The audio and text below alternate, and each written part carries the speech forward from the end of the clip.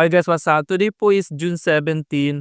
So makikita nyo po dito sa post na medyo mataas yung rate ngayong araw. So may mga pumalo na ng 15 pesos kada isang real po. So pakikita nyo like yung Orpay, yung STC Pay are 15 pesos na po ang palitan. So the rest are close to 15 na din like yung Tikmo 14.99.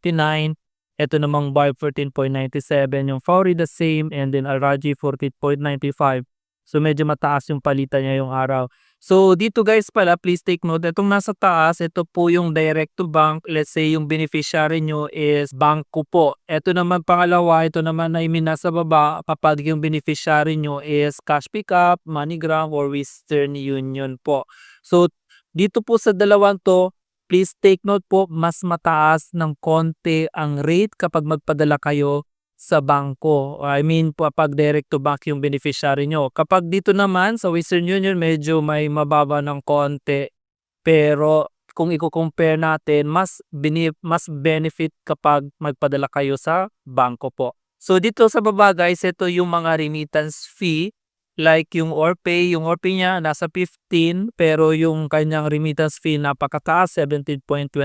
Ganun din yung STC Pay 15, kaso nga lang yung remittance fee niya 17.25, napakataas. So ang Bark po 14.97 pero yung yung remittance fee niya is 0. So malaking tulong po 'yan, medyo advantage po 'yan kasi wala pong remittance fee. Yung Alraji ganun din, napakataas.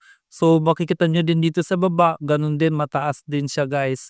So kumbaga kung i-compare natin sa lahat niyan, siguro I believe o I suggest Bark pa rin yung medyo magandang gamitin sa pagpapadala. This is not a recommendation but this is only just suggestion guys. So nasa sa inyo po yan kung saan kayo magpapadala. So ayun guys, this is only for your kind information po. Sana nga nakapagbigay sa inyo ng konting information about the rate today and saan niya pwedeng or magandang magpadala gamit ang mga wallets na nandito sa post guys.